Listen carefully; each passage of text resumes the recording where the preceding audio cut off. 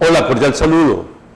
Hoy estamos con una persona que es muy importante en el proceso de integración fronteriza entre Colombia y Venezuela, pero que además es un reconocido economista de nuestra ciudad y que ha tenido un proceso bastante interesante, muy interesante de desarrollo y de progreso, y ha participado en gremios regionales, nacionales, en gremios binacionales, bueno, y que quiere mucho esta ciudad y que su principal lema es servir sin esperar recompensa.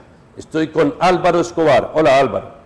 Qué gusto, doctor Don Amaris, muy buenos días. Efectivamente, es un placer, la verdad, compartir esta linda experiencia de mi vida, no solamente en lo personal, sino también en lograr el desarrollo de esta ciudad que tanto amo y amamos, porque usted también es un digno representante de lo que es el amor por Cúcuta.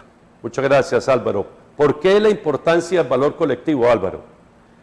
Soy de los que pienso que prima sobre lo individual para el logro del bienestar y la estabilidad, no solamente social, sino económica.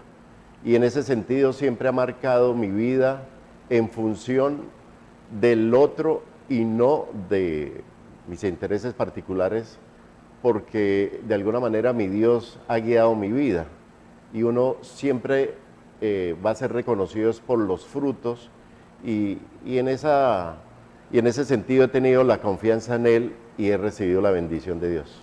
¿Por qué cuando se es sensible, Álvaro Escobar, la gente piensa que uno es débil?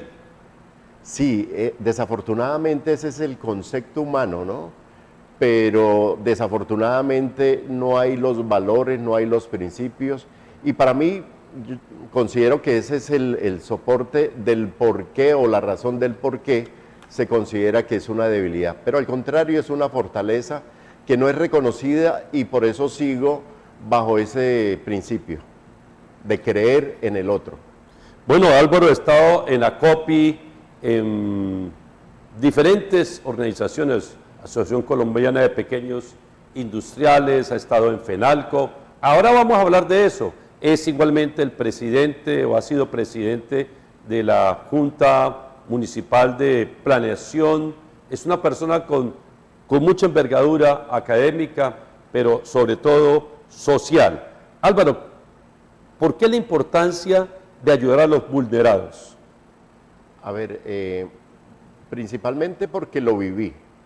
O sea, esto no es algo que me lo contaron, es algo que viví. Mi niñez fue traducida por la precariedad económica, a pesar de que mi familia por parte de mamá medianamente era de una economía estable, pero ellos vivían en el hermano país de Venezuela y mi madre pues estaba aquí radicada en Cúcuta, conoció a mi padre y en eso hubo un desarrollo que para el núcleo familiar pues no contaba, digamos, con los recursos para suplir las necesidades de un número importante de hermanos. Pero es que imagínese, Álvaro, que su mamá es tan santa que tuvo 10 hijos. Son ustedes 10 hermanos, Dios mío santo. ¿En qué década fue esa que ustedes llegaron a llegar a ser 10 hermanos? Exactamente, y aplicaba el dicho, ¿no? Y el rancho ardiendo. Sí. Porque, digamos, mis hermanos mayores se llevan entre 1 año y medio, máximo 2 años, y así fuimos todos. Yo soy el penúltimo de los 10, somos, digamos, este núcleo familiar está conformado por 6 mujeres y 4 hombres. ¿Usted en qué año nace? Yo nazco en el año 1966, el 14 de septiembre. Oiga, Álvaro, ¿y cómo es una vida en familia con 10 hermanos? A ver, ¿O eso se dividen por combos, por grupos? ¿Cómo es la cosa? Exactamente, porque, digamos, en mi caso, los hermanos mayores siempre salieron, digamos, mis 2 hermanas laboraron inicialmente en su juventud en la empresa licorera del norte de Santander. Una de ellas, la mayor, se casó con un empleado, eso fue virtuoso para ella. Las otras 2 migraron hacia Venezuela, allá hicieron sus hogares, pero a temprana edad. Esto le estoy hablando, digamos, yo no había nacido y ya mis hermanas mayores que Ya me estaban llevan, fuera del ya hogar. estaban fuera del hogar. Es decir, que yo compartí solo con 5 hermanos para la época de que tengo memoria, que tengo Y algunos usted recuerdos. nace cuando el Salado todavía era un corregimiento, Exacto. era área rural de Cúcuta, porque usted estudió, y aquí viéndole su historia, estudió en la escuela rural número 44. Yo le dije, ¿pero cuál es esa, hermano? Dios, no, pues en el Salado. Claro, es que el Salado era un corregimiento. Exactamente, pero digamos, previo a esto, yo nazco en el barrio El Contento, en un sector que era denominado El Caimito, Sí, muy conocido. muy conocido y Había una popular. tienda El Caimito.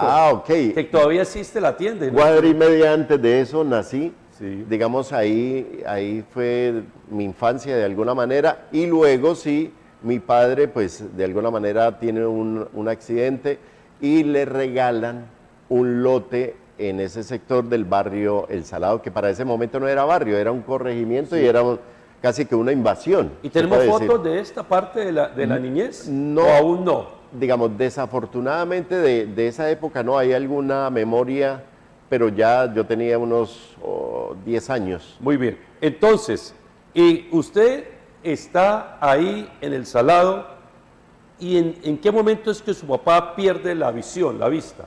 A ver, mi padre, digamos, tuvo un accidente, yo no había nacido, él fue siempre conductor, inicialmente como taxista, es lo que me cuentan mis hermanos mayores, trabajó para Ecopetrol como conductor, luego ya cuando yo medianamente ya vengo al mundo, él estaba trabajando con Solgas, esa empresa. Mi abuelo había laborado en la empresa licorera del norte de Santander, entonces le brindan la oportunidad a él de vincularse a la empresa. Y ya tenía un tiempo, y ahí es donde él comienza y tiene otro accidente que le genera el desprendimiento de retina. Al tener este suceso, pues obviamente él ve por una vista, por la otra no, lo limita, y ahí pasa los años. Es decir, yo a los 7, 8 años, mi padre alcanzaba a ver, pero ya venía con la pérdida.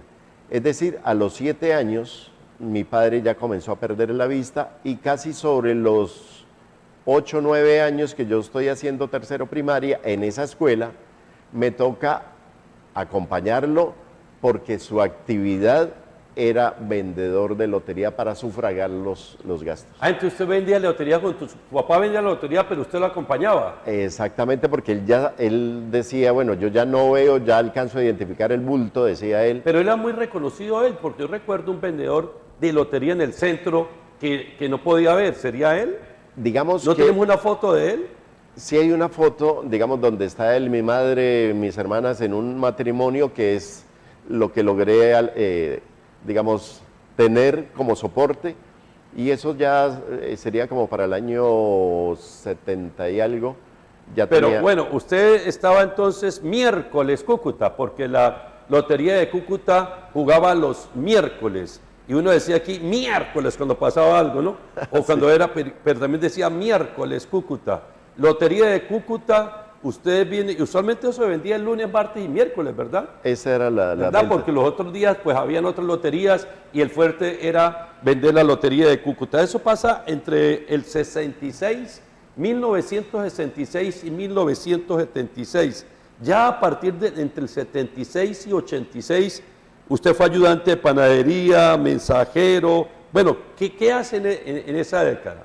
A ver, en esa época es donde señalo de que en la casa, para sobrevivir, básicamente con la venta de lotería, pues era demasiado limitado. Y obviamente mi madre en ocasiones también prestaba su servicio como planchaba en casas, obviamente era de familia, le daban mercado, algunos le regalaban dinero, y en ese sentido pues casi que nos tocaba salir a buscar. Entonces mi padre dice, bueno, aquí tengo este muchacho, ¿qué pueden ponerlo a hacer? Y era una panadería de otro amigo de él que también había tenido un accidente, era invidente. Incluso Juan de Dios se queda, para señalar puntualmente. Claro. Era muy reconocido y Claro. el hombre era un líder, fue Sí, un se líder queda. no solamente comunal, sino líder. Y en ese momento presidía la Asociación de Ciegos, y entonces dijo, no, camine y envíe a este muchacho a que algo lo pongo a hacer porque él tenía una panadería. Y ahí aprendí a hacer pan. Ah, también sabe hacer pan usted. Sí, entré, digamos, a hacer de todo, pero finalmente logré entender cómo es la dinámica de la panadería. Pero igualmente usted, para poder estudiar, lavaba carros, vendía chance.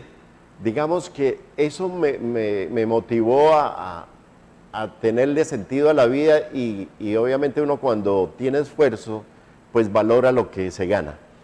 Paralelo a esto, luego pasé como mensajero a una imprenta que estaba por la avenida Sexta, era de los Daza de Carora, porque precisamente ahí fue donde los conocí siendo panadero, y entonces Santa Fe se llama esta, o se llamaba, ya murieron, don Luis y Tato, bueno, eran las personas que estaban ahí. Ahí fungí casi que de mensajero, pero yo era muy inquieto y me gustaba aprender. Para esa época me gustaba aprender y estaba pendiente y me colocaban, entonces me colocaron a compaginar. Entonces era empezar a hacer esta factura. Entonces, mire, hágame las copias. En la imprenta, claro. En la imprenta. Compañera es poner el original y 2 copias. Exacto. Una azul y una rosadita. Total, porque en esa época O eran amarilla, dos. sí, Eran copias. dos, entonces, y también la guillotina, entonces ya Tato comenzaba a enseñarme y bueno, mire, esta máquina tiene que tener mucho cuidado y de esa manera fui aprendiendo. Ahí duré casi un año y retomé mis estudios, digamos, de secundaria y paralelo entonces mis hermanos, mis 2 hermanas que habían trabajado en la licorera, una de ellas ya se había casado con un empleado y mi hermano había quedado vinculado, o sea, ya era, como decían ellos, ya estoy enganchado. Sí. ¿Sí? Y el cuñado, pues también era parte de esta nómina. Entonces eso me hacía visible y generaba confianza para que me permitieran lavar carros, pulía carros, pintaba, y vi la oportunidad de vender chance, porque para esa época era chance. Estaba poniendo de moda el chance. El chance en ese... Claro, pero el chance que luego llamaron chance blanco. Blanco, exactamente. Sí. Y uno no tenía control de las tiqueteras que le enviaban. Sí. Entonces eso facilitó y obviamente ahí yo vendía para la época casi 1.500 pesos, que eso era bastante y la utilidad era realmente... Oiga, rentable. Álvaro, y ahí usted en la década del 86 al 96, hablemos un tanto de esa década, porque todo esto que usted le permitió como formar su personalidad, que le permitió hacerse una persona disciplinada y de esfuerzo, le permite luego empezar a estudiar. Usted empieza a estudiar en el SENA, tengo entendido, trabaja en un banco. Cuénteme de esa parte y en qué momento empieza a estudiar la profesión. Ok, digamos eso forjó mi carácter, ¿no? Y obviamente le da a uno una visión no solamente del ser para el hacer, sino en conjunto, ¿sí? De lo colectivo. Y obviamente en el año, termino mi bachillerato, inicio, lo más práctico era el SENA para la época. Y una empleada muy amiga mía me logró, que era de la licorera, dijo, yo le consigo para que usted estudie en el SENA, patrocinado por la licorera. Es decir, que la etapa lectiva que correspondía a 18 meses, la licorera me pagaba el sueldo, el 70% de un empleado oficial. Ese era el salario, que era muy bueno en esa Muy época, bueno, eran muy 2.500 pesos. O sea, yo ¿En nunca qué había... año? ¿En el 86? ¿O qué? En el año 85, doctor Sí. Don Amaris, Le pagaban 2.500 mensual. mensual, El 70%. que era el 70%. Pero tiene la licorera, ha estado su papá, un hermano suyo y usted. Es mi abuelo, mi padre, mis dos hermanas y un hermano que salió pensionado. Actualmente. Aguardiente extra. Ah, ¿Ah? aguardiente extra, el Aguardiente mejor. extra de la empresa licorera de Norte de Santander. Tipo Ayuda a la exportación. salud, tome aguardiente, Eso. decía la publicidad, porque los recursos del Del licor departamento. Ajá. van a la salud, lo que produce. Bueno, entonces, usted entra al SENA, se prepara y en ese momento puede entrar al banco. Ahí, Posteriormente. ahí paralelo, digamos, termino ese proceso, 3 años, de alguna manera tomo esta actividad como mi profesión y comienzo a independizarme, me llaman en Industrias Parmo, es una empresa que estaba radicada aquí, era de filtros, me ostento la calidad de jefe de mantenimiento, pero no me gusta ser empleado, o sea, yo siempre tenía como el tema de ser independiente. Y para esa época, entonces, en Centrales Eléctricas, tuve la oportunidad con Luis Carrillo de decir, venga, nosotros aquí, ellos vendían materiales eléctricos y necesitamos electricistas. Entonces, ellos ganaban una comisión, pero me daban muy buenos trabajos, contratos. Y en Centrales Eléctricas yo hacía todas las acometidas, cambio de medidores, y en ese sentido me di a conocer.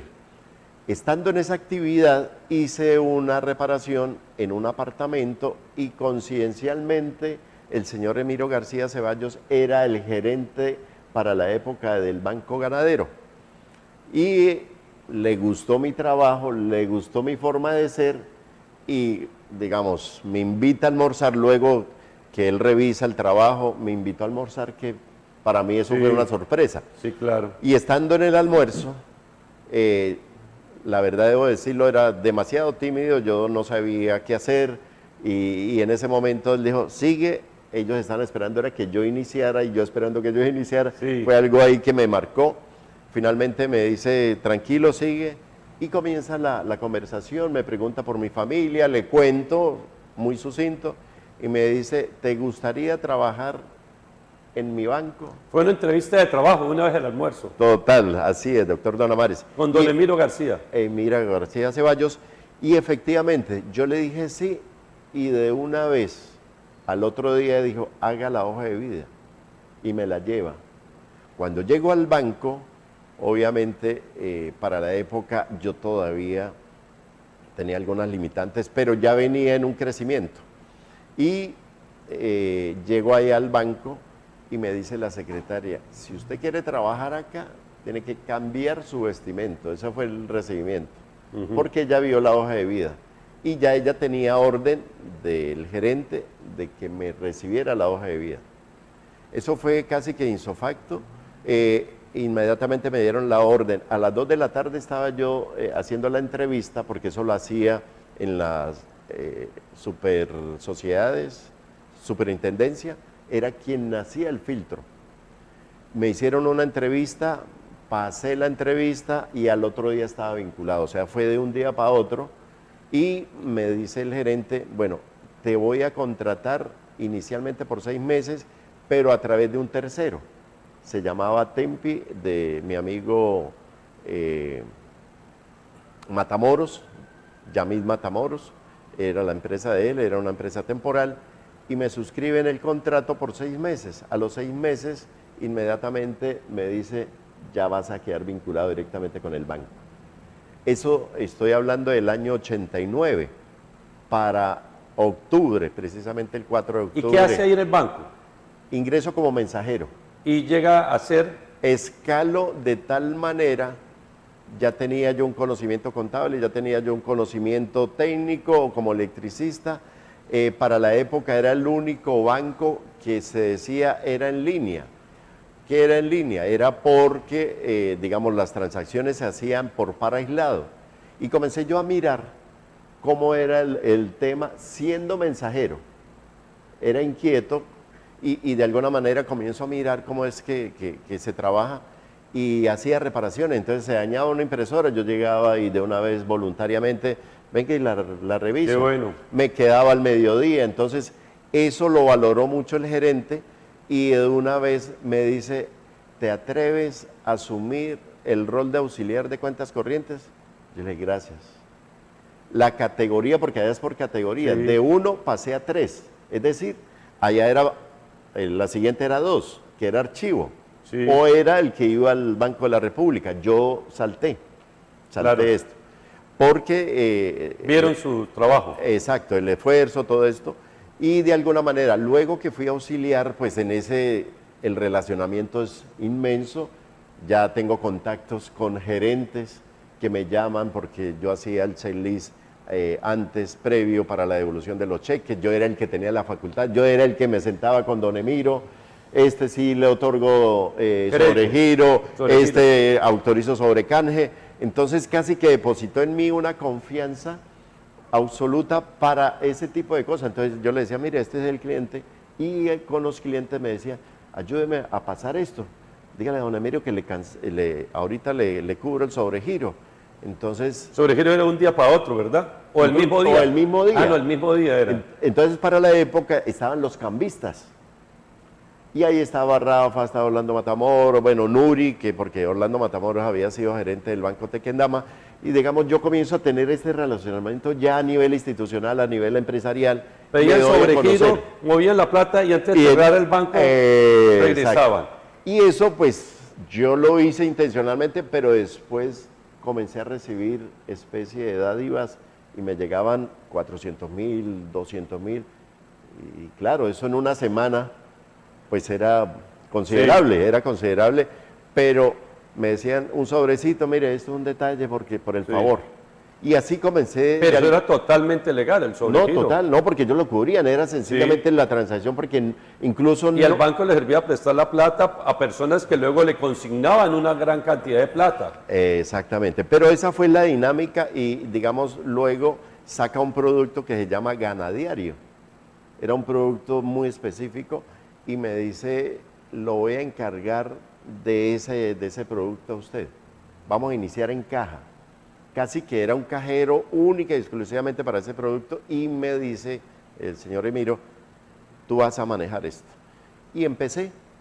Era doble, digamos, era un relacionamiento de cautivar para ese producto clientes de los que ya había yo tenido en cuentas corrientes. Sí. Porque la tasa de interés era mejor que tenerla en un CDT, pero En con Ganadiario. movimiento, en Ganadiario.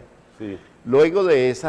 Eran grandes sumas. Sí, era exacto, era para ese tipo de consignaciones Sí. que dejaban ahí en cuenta de ahorros, no le suplía lo mismo, entonces le decía, usted haga el mercadeo y llame a la persona y si usted logra, pues ahí había un incentivo que él me otorgaba.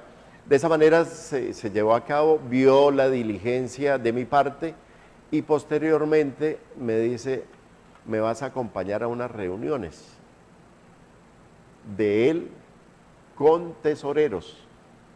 Y pensé que era algo distinto y era la presentación mía ante los tesoreros de las alcaldías para el manejo de los productos que yo ya manejaba con el banco. Entonces, que era la persona encargada que iba a estar al frente de eso. De las alcaldías. De las alcaldías, de la tesorería del Qué bueno, qué bonita oportunidad, pero también por su capacidad, por su trabajo. Por la respuesta. Por la, ¿sí? sí, Y por obviamente... su reacción inmediata. Exacto, la proactividad. Entonces, en ese sentido, también la tesorería. Hay una anécdota especial, doctor Don Amaris, que me pasó con la tesorera del FER. Ya luego que hace esa presentación, que era mi oficio, ir y ofertar estos servicios e instalarles una terminal, digamos, directamente en la tesorería. A través de esa terminal ellos podían hacer transacciones directas en el banco, sin ir al banco, incluso consignaciones de cheque. Que eso era muy avanzado para esa época. Sí. Exacto. Era el único banco que tenía esa tecnología y obviamente yo ya conocía cómo era la dinámica, entonces se me facilitó. La anécdota con la tesorera del FER para la época, me dice el señor Emiro, ellos tienen 3.000 millones en el Banco Popular. Mira tú cómo la convences, qué le ofreces, tiene este margen. Y me dice un rango para manejarle y ofertarle. Cuando, el porcentaje de utilidad. Sí, de los productos. Para el fondo educativo. Para lo, o sea, si me coloca tanto dinero, el fondo educativo ganar de intereses tanto. Mejor que los que estaba rentando en Banco Popular, que era donde ellos tenían el depósito. Y para esa época, entonces, obtengo la cita con la tesorera, llego puntualmente y el recibimiento fue, siga, dígale al señor que siga, cuando voy entrando, me tira la puerta. Yo quedé sorprendido, pero literal me la tiró. Yo, o sea, y bueno, yo dejo cerrado y toco. Cuando me dice siga, vuelvo y abro la puerta y me dice siéntese. porque yo me quedé parado en un instante, me dice, siéntese, y posteriormente me dice, tan pronto ella se sienta, me dice, así me recibieron en el banco. ¡Wow! Eso fue para mí. Entonces, bueno, yo le digo, qué pena con usted, le Claro, doy, sí. comienzo. Le y estaba devolviendo la atención total, entonces. al banco. Pero mi actitud fue propositiva, proactiva, obviamente poniendo bien al banco. Yo le digo, no, precisamente por esas situaciones es que yo estoy encargado de esto. Y la escuché hasta que ella, como dicen popularmente, botó el veneno y logré el traslado de los 3.000 millones ese día. Qué gran logro. No, por supuesto. Estaba aquí cerca, incluso creo que este es el bien inmueble del restaurante. Al lado, Portón Oriental. Portón Oriental. Y me dice tan pronto, porque en esa época no había celular, no había tecnología, pero yo hago la llamada después de que salgo, para confirmarle, porque yo estaba emocionadísimo de haber obtenido... 3.000 millones de pesos, ¿cuánto puede ser hoy en día? Uy, 30.000. 30.000 millones de pesos, sí. 30.000 millones, fácilmente. Entonces yo llamo, me dice, no te vengas, invítela a comer o almorzar el día que ella quiera. Y ya autorizo. Entonces, vuelva, doctora, mire que esto. Y efectivamente cenamos con el gerente Sí. y hicimos, bueno, se hizo el Una lobby. muy buena relación de amistad bancaria y financiera. Mire, ¿y Exactamente. en qué momento conoció usted a doña Gilma Esperanza, su señora? ¿Cómo es el proceso para entrar ya a la parte de su liderazgo gremial? Entre el 97 en adelante ha tenido un gran liderazgo gremial en FENALCO, en ASOPIMES, en ACOPI, todo ese trabajo que hizo en la Comisión Regional de Competitividad. Hablemos un tanto de su familia. Bueno, toca mi corazón porque realmente soy sensible a ese tema. Mi esposa, una mujer que de alguna manera cambió mi vida en todo sentido. Yo la conozco en el año 85 en unas olimpiadas que se realizaban de servidores públicos en el Club de la Licorera. Yo quedo campeón de ajedrez en ese... Ese es el padre Botello, que está ahí, y el obispo. Oscar Urbina. Sí, Oscar Urbina, y el del fondo es el padre Botello, y este es Exacto. Monseñor Oscar Urbina. Esa es mi esposa, esa es mi bien. hija mayor. Eso fue en el año 2000. Ahí estoy, digamos, ya con la primera hija. No había nacido la segunda. Ella hoy es profesional en comercio internacional y tiene una especialidad. Esa Qué es mi lindo, querida o sea, esposa. ella es María Fernanda, Ella es María Fernanda. y Angie Juliana es la segunda. Es la segunda, Sí. que obviamente ya está en Bogotá, está radicada en Bogotá, hizo una maestría allí, es diseñadora industrial y bueno, Usted es una persona muy de hogar, muy de familia, eso está muy bien, la invitación a todos, a que seamos seres humanos de familia, compartir con la familia, con las hijas, con la señora. Vivir en familia es fundamental y creer en Dios, Álvaro. así es. Yo pienso que esa es la base fundamental del ser. Si perdemos ese norte, se pierde el hacer. Todo lo que pueda usted hacer en el hacer no tiene sentido si no está fundamentado en el ser, que es el creado por Dios. Sí, Dios y que Dios le ayude a uno a sostener la familia, la invitación para vivir en familia. Hablemos ahora de su parte gremial. ¿Cómo arranca usted? ¿Usted en qué universidad estudió? Es que no me ha contado eso. Ok, bueno. Digamos, mis estudios técnicos en el SENA, Sí, hago en la universidad, digamos, paralelo, en Expopime tenemos la oportunidad de estar con la Universidad Sergio Arboleda. sí. Paralelo a esto, entonces yo termino como contador en la San Buenaventura. Ahí hago el ciclo del primero en el año 2001. Obtengo el título y posteriormente, digamos ya para el 2012, arranco a estudiar Derecho, termino en el 2017, hago una especialización en Derecho Administrativo de la Universidad Simón Bolívar. Esa es como mi parte. Tiene esas dos profesiones más las técnicas, Más las técnicas. Sí, más señor. las especializaciones. ¿Y cómo es que ingresa al mundo gremial, Ok, al liderazgo gremial? ahí inicio con FENALCO, digamos, teniendo la la empresa ya, porque una vez salgo del banco, establezco por mi relacionamiento la fábrica, porque mi cuñado era carpintero, entonces él tenía una maquinaria y coincidencialmente un cliente del banco me dijo, yo compro muebles acá y comencé con él. De esa manera, digamos, construyo ese emprendimiento y arranco en el año 97 en un lote de mi padre. Ahí establezco esto, me afilio a Fenalco, en Fenalco tomo un liderazgo, me nombran líder de una mesa sectorial y precisamente en octubre del año 98 voy en representación al primer congreso, para mí, de Fenalco a nivel nacional.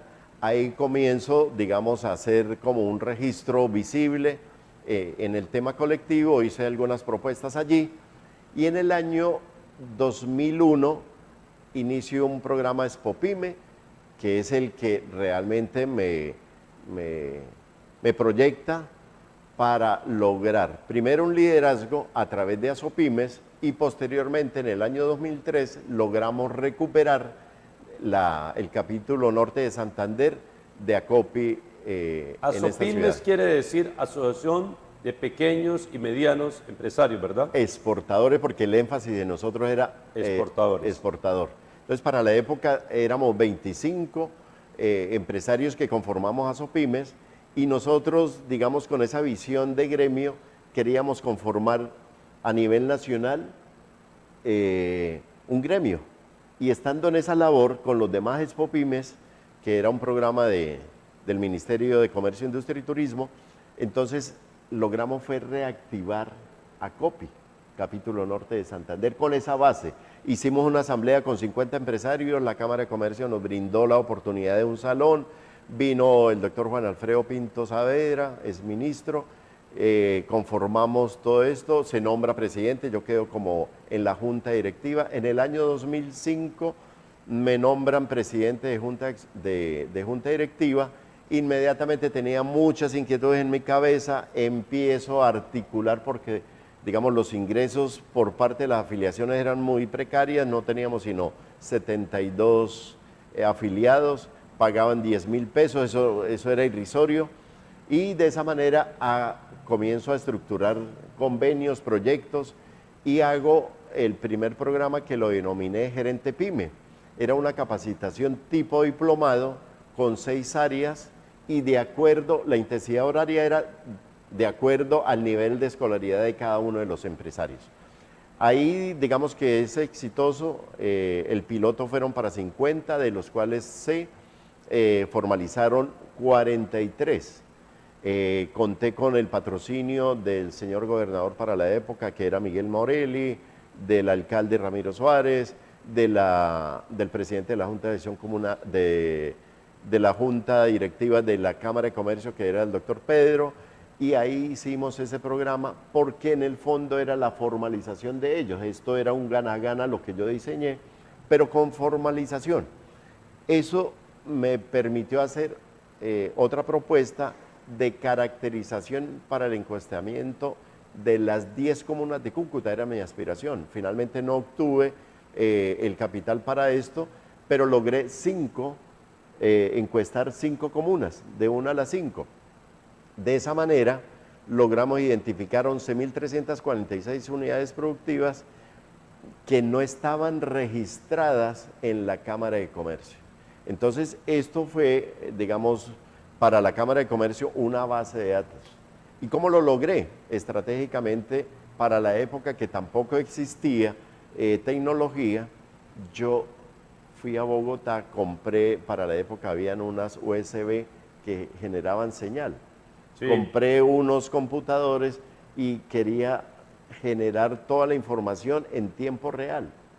Eso eran USB que la empresa de Telefónica era Tigo, y aquí fue la sensación. Entonces yo contraté gente de la zona donde iba a ser el encuestamiento para poder identificar esas actividades económicas que estaban al interior de una vivienda, que no eran visibles. Y de ahí salieron 11.346 unidades productivas. ¿Cuántas? 11.346. Una gran cantidad. Hice un mapa. Y arranca como el censo con esas 5 comunas. Exactamente. Bueno, Álvaro, ¿y Suparso su paso por la vía pública, ¿cómo ha sido? Ok, digamos, antes de eso fui miembro de junta de la Cámara de Comercio antes de pasar Sí. como servidor público. En el año 2008, digamos, hacemos un ejercicio y llego a la junta directiva. Estando en la junta directiva, en el año 2012, pues mi amigo hoy y de siempre, el doctor Don Amaris Ramírez París, Gracias. pues me brinda la oportunidad de hacer parte de su gabinete, porque obviamente no nos conocimos ahí. Recuerdo que en la época que no narré, pero yo también fui motorizado cuando Claro. se hizo y era Civismo en Acción, Sí, todo este tema. Usted hacía unos programas aquí donde era el CENIC, de todo eso tengo memoria. Centro Internacional CENIT. Que usted Sí. hacía estos eventos, hacía unos De moda, de exacto. motos, de... Todo esto, pues, de alguna manera, sin tener el relacionamiento, pero siempre teníamos un nexo. Sí. Y obviamente llega la oportunidad, usted es alcalde, yo le apoyo, ya hago parte de la junta directiva, ya es otro nivel, usted me brinda la oportunidad y de verdad, hoy no hago sino darle gracias a Dios por esa gran oportunidad, doctor Don Amaris, que se Gracias lo a hago usted. públicamente, porque es una persona que realmente quiere a Cúcuta, tiene la ciudad en la cabeza, tiene la problemática. A pesar de lo que puedan decir las personas, doy fe de que efectivamente el amor que tiene por la ciudad del doctor Don Amari no la tiene otro ciudadano. Gracias, Álvaro. Es un honor que me hace con estas palabras, porque usted es una persona que hizo una gran labor ahí en la administración y siempre fue fundamental en el tema de la planeación, de la parte gremial, de la parte de poder trabajar con otros. Álvaro, porque el problema aquí es que a veces se enclaustran y no trabajamos con los gremios, con los empresarios, con los que tienen el recurso para poder ayudar al municipio a hacer grandes cosas. Así que le agradezco mucho sus palabras y quiero reconocerle eso que se hizo. Total, porque es que, digamos, aquí la articulación es, o mejor, la desarticulación es lo que genera todo el tema que estamos viviendo hoy. Y usted lo hizo de una manera que logró vincular a muchos actores, no se impactó positivamente en algunos campos, pero para ser diciente, el hecho de una administración sin recursos y todas las obras que usted desarrolló dicen de la capacidad de gestión ante el gobierno nacional con el presidente Santos para poder transformar la ciudad y darle realmente una imagen que es la que todos soñamos, esa Cúcuta destino, esa Cúcuta que todos añoramos, y usted hizo esa cimentación para lograr medianamente la transformación. No, sin desconocer las obras que hizo Ramiro Suárez en su momento, que también le dieron una trayectoria. Porque aquí no se trata de alabar, se trata de reconocer realmente lo que hombres como el doctor Don Amaris logró hacer. Y efectivamente, yo estoy es para contribuir desde ese conocimiento, desde esa experiencia, porque no me lo contaron, lo viví, lo hicimos, lo planteamos, y eso es lo que la ciudad hoy... Y nos queda tener muchos proyectos, Álvaro, para presentar a Bogotá. Porque no tiene proyectos, Bogotá no apoya, Álvaro. Total. Pero usted tuvo esa capacidad y tuvo el equipo también que le pudimos Sí. apoyar para lograr hacer. Claro, el tiempo pasa muy rápido y es donde dice uno, bueno, esta persona por qué no. O sea, si ya tiene el camino, pero le faltó, ¿cierto? Se lograron algunas etapas, algunas victorias tempranas, pero realmente lo que hay, no solamente en el corazón del doctor Don Amari, sino en su cabeza para hacer en pro de la ciudad, son muchas, las conozco personalmente y sé que sería una persona valiosa para que retomara todo esto que tiene y obviamente nosotros poderle contribuir y apoyar. Gracias, Álvaro. Honor, repito, que me hace y me siento orgulloso de ser compañero de trabajo en esos momentos de personas como usted y que además sigue trabajando mucho por el tema de la integración. Hablemos ahora de la integración con Venezuela. ¿No le parece, Álvaro? Vale, sí, señor, claro. Digamos, en todo ese trasegar público con la oportunidad que usted me brindó, pero también de reconocimiento, no solamente regional, sino nacional, porque obtuve visibilidad nacional. Y aquí voy a dar un detalle que de pronto no lo hemos nombrado. Yo tuve la oportunidad de ser parte de una organización internacional, ONWAR, que me permitió ir y conocer experiencias exitosas en otros países. Yo recorrí 8 países con esta organización, en los cuales, de alguna manera, todo tenía que ser articulación público-privado. ¿Cómo lo hicieron? No es una narrativa. Íbamos, por ejemplo, a Lima. Fuimos a Lima, estuve en Cusco, estuve en Chile, estuve en Ecuador, estuve en Uruguay, estuve en España, estuve en Israel. O sea, países donde realmente al salir le cambian a uno primero la mentalidad y llega uno aquí con todas las ganas de poder aportar ese conocimiento, esa experiencia, esa experticia del cómo lo hicieron allá para replicarlas acá. Entonces, digamos, con base en eso, tuve la oportunidad de estar en Iguazú, la triple frontera, digamos, que la divide el río Paraná, y cómo realmente Brasil explota, que es lo que yo quiero que realicemos aquí en nuestra frontera, que hasta ese momento pensé que era la más dinámica, pero cuando estuve en la frontera con Paraguay, doctor Don Amaris, o sea, era increíble. Algo parecido en la época del 85 hasta el 93, que fue la caída del Bolívar acá. Digamos, algo similar sucede ahí en ese punto de la frontera con Paraguay. Entonces, digamos, cuando yo entré a visibilizar, fui a Argentina, porque es una triada, y de ver cómo Brasil explota las cataratas, siendo que la vista está del lado argentino. Y cuando voy a Argentina, esto es otra anécdota, digamos, es como llegar aquí a Puerto Santander. O sea, algo que dice uno, ¿por qué no se explota en Argentina esa visibilidad? ¿Qué tiene uno que hacer, o algunos turistas hacen, para visibilizar esa magnitud, esa majestuosidad de estas cataratas? Lo pasan a usted por 2 vías.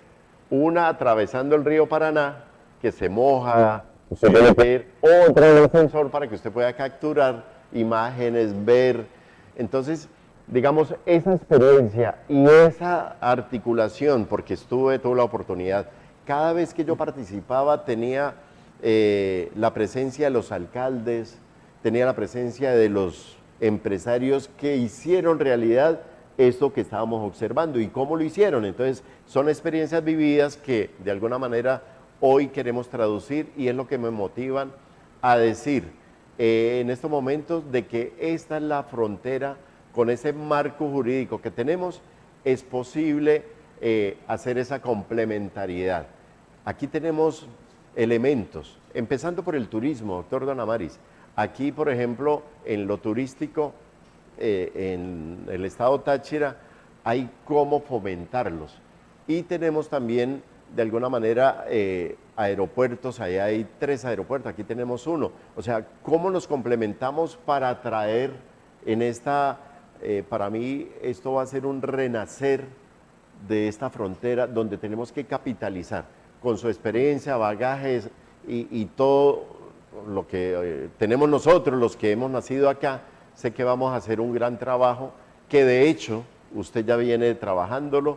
Sé de mi parte también que estoy en la comisión de la mesa económica para poder aportar. La idea es que esto, con las experiencias vividas, con el marco normativo que ya tenemos un poco más ajustado a la realidad, podamos desarrollarla como usted y yo soñamos, doctor Don Amaris. Estoy totalmente de acuerdo con ese planteamiento, y entre todos, si a todos apoyamos, o si la gran mayoría apoyamos, si nos concientizamos que somos capaces, que estamos para grandes cosas, si agarramos nuestras experiencias y nos integramos al estado Táchira, a este departamento bisagra, como dice el gobernador Frei Bernal, esta frontera bisagra, que una frontera, un departamento, una ciudad incide en la otra, los diferentes municipios, seguro que sí vamos a lograr sacar adelante diferentes clase de proyectos que son fundamentales. Pues Álvaro, yo creo que hemos hecho un recorrido interesante, se nos quedan temas, pero quisiera dar la oportunidad para lo que usted cree que se nos queda, Álvaro, poderlo exponer. Es más, creo que hace falta algo ya de su empresa particular, también está en el tema de los paneles solares en este momento y en otra serie de actividades que usted desarrolla, Álvaro.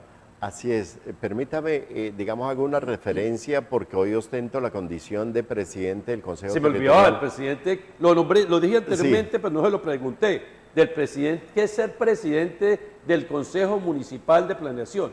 Exactamente. Y desde allí, con la voluntad del señor alcalde hoy, el ingeniero Jorge Enrique Acevedo, que de alguna manera está haciendo un ejercicio interesante también. Sí, claro. Digamos, está retomando esa cimentación que usted dejó para darle un nuevo carácter a la ciudad en una nueva visión, porque los tiempos cambian. Sí, señor. Y obviamente él lo está actualizando sin perder de vista lo que usted dejó. Y en ese orden de ideas le he propuesto al señor alcalde 3 alternativas de desarrollo. La primera, la creación y construcción de la terminal de transporte metropolitana, para quitarnos lo que usted conoce que hizo el señor Ramiro Suárez, de llevarse la terminal hacia el lado de la vía hacia el puerto.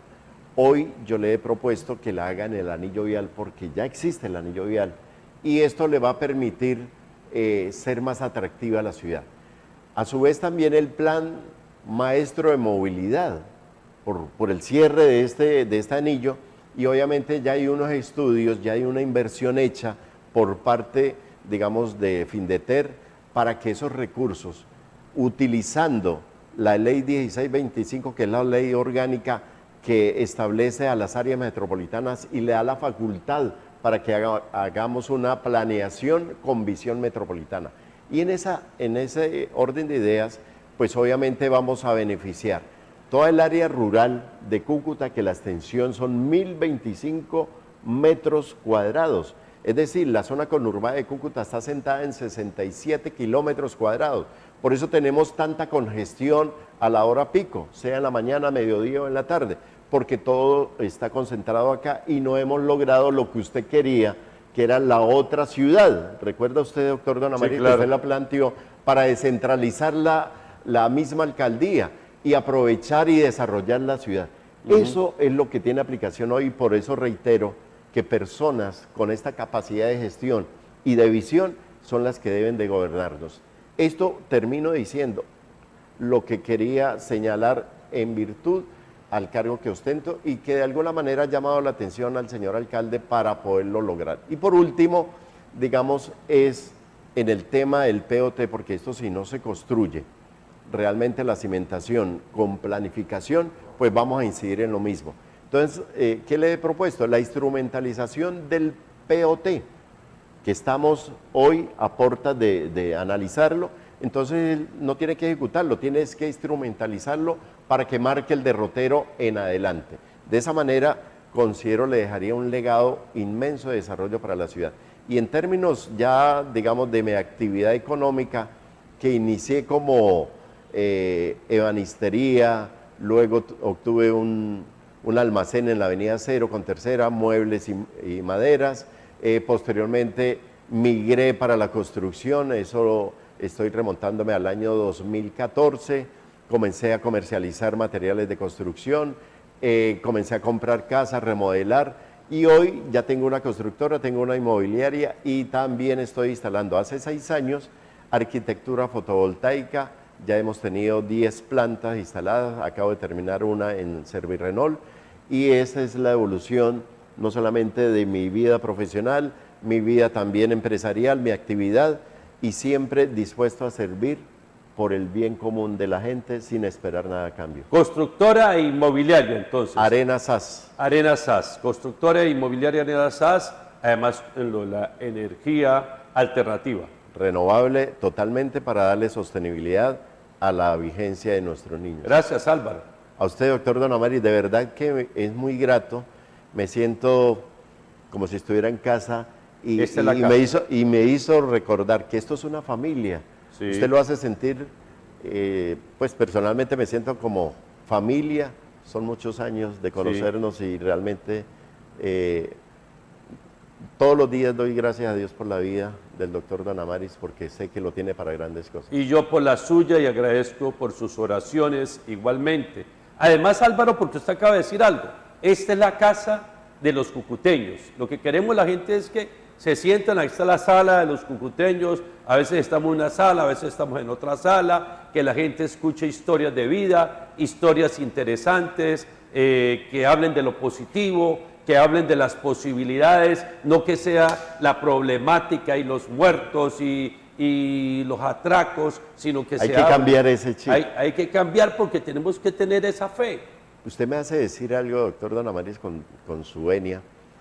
Sería bonito que aquí pasaran los presidentes de Junta de Acción Comunal, que es la base, Sí. ¿cierto? Y ellos expusieran, digamos, sus iniciativas para que esto realmente comience a confluir, porque la transformación tiene que iniciar es con la base, no arriba. Tenemos programado a partir de la elección del 27 Ahorita de hay abril, elecciones.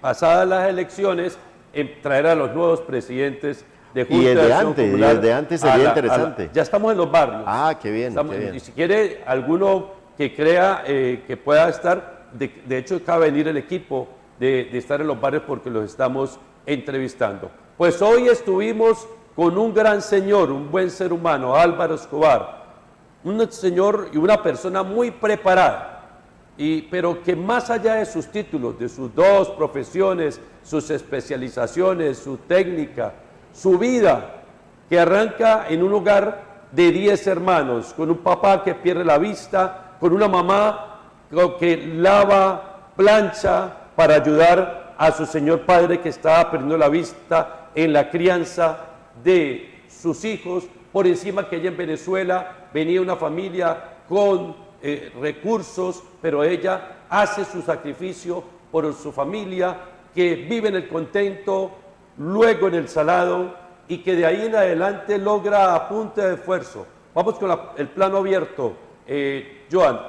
Logra este señor con su esfuerzo alcanzar todo lo que han escuchado ustedes, alcanzar y saber que si tuvo que lavar carros, lavó carros, que si tuvo que vender chance, vendió chance, que si tuvo que salir a vender lotería con su papá porque ya no podía ver, salió a vender lotería, que trabajó, se preparó, que trabajó en la empresa licorera, que allí logró estudiar en el SENA, que de allí por su buen trabajo termina trabajando en el Banco Ganadero, donde hace una carrera muy importante y luego sale de ahí, se extrapola de ahí y entra en el mundo gremial de FENALCO, Cámara de Comercio, ACOPI, ASOPIMES, y está en una integración permanente con Venezuela, por lograr que los sueños de esta ciudad, Álvaro Escobar, se alcancen con el Consejo Municipal de Planeación, donde es el presidente, pero que además de todo eso, y lo más importante, es un ferviente creyente de Dios y la familia. Álvaro Escobar, hoy con nosotros, acá, en la Casa de los Cucuteños. Estás viendo Cívica TV. Somos todos.